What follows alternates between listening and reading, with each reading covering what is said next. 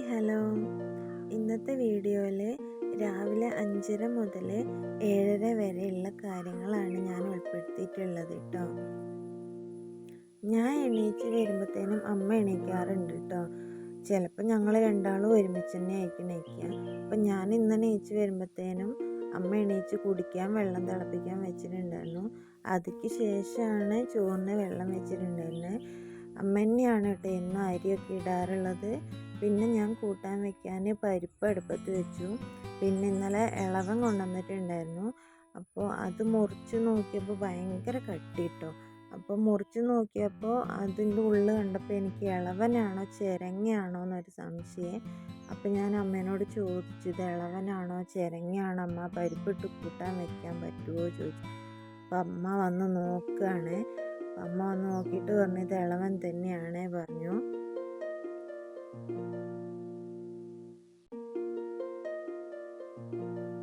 പിന്നെ അതൊക്കെ നന്നാക്കി തൊണ്ടൊക്കെ കളഞ്ഞ് അടുപ്പത്ത് വെച്ച് കുക്കറിൽ എല്ലാം പാടെ ഞാൻ എല്ലാ കഷ്ണങ്ങളും എല്ലാം പാടെ പൊടികളൊക്കെ ഇട്ടിട്ട് ഒരുമിച്ച് അടുപ്പത്ത് വെക്കുകയുണ്ടാവുകയെ.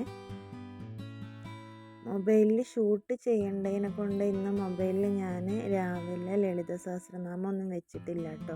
ഇല്ലെങ്കിൽ ഞാൻ രാവിലെ എണീച്ച് വന്നാൽ ആദ്യം മൊബൈൽ ഓണാക്കി ലളിത സഹസ്രനാമം ഓണാക്കിയതിൻ്റെ ശേഷമേ പണി തുടങ്ങുള്ളൂ കേട്ടോ. ഇന്ന് ഷൂട്ടുള്ളതിനെ കൊണ്ട് അതൊന്നും ചെയ്തില്ലേ. പിന്നെ കൂട്ടാനിലേക്ക് ഇതിലുള്ള തേങ്ങയൊക്കെ ചിരണ്ടി അതിൻ്റെ ഇടയ്ക്ക് ഫോണൊന്ന് താഴെ വീണു കേട്ടോ. ട്രൈപോഡിലൊന്നല്ല ഞാൻ വെച്ചിട്ടുണ്ടായിരുന്നത്, ഒരു സ്ഥലത്ത് ചാരിയ വെച്ചിട്ടുണ്ടായിരുന്നത്. സെൽഫി സ്റ്റിക്കിന് എന്തോ കംപ്ലൈൻ്റ് ആയതിനെ കൊണ്ട് അത് റെഡി ആവുന്നില്ല കേട്ടോ. പിന്നെ തേങ്ങ അരയ്ക്കാനുള്ളതിലേക്ക് കുറച്ച് ജീരകം, ഇഞ്ചി, വെളുത്തുള്ളി എല്ലാം പാടെ ഇട്ടിട്ട് ഒന്ന് അരച്ചെടുത്തു. അത് കൂട്ടാനിലേക്ക് ഇട്ട് വറവൊക്കെ ഇട്ട് വരുമ്പോഴത്തേനും ദേവു എണീച്ച് വന്നിട്ടുണ്ടായിരുന്നു കേട്ടോ.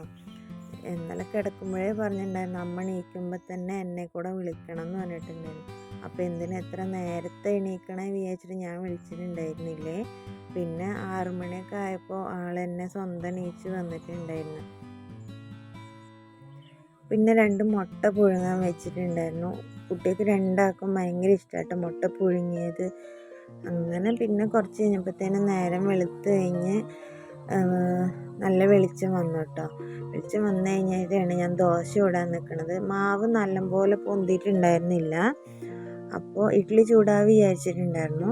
അപ്പോൾ ഇഡ്ഡലിക്കുള്ള മാവ് പൊന്താത്തതിനെ കൊണ്ട് ദോശ ഇട്ടു കേട്ടോ.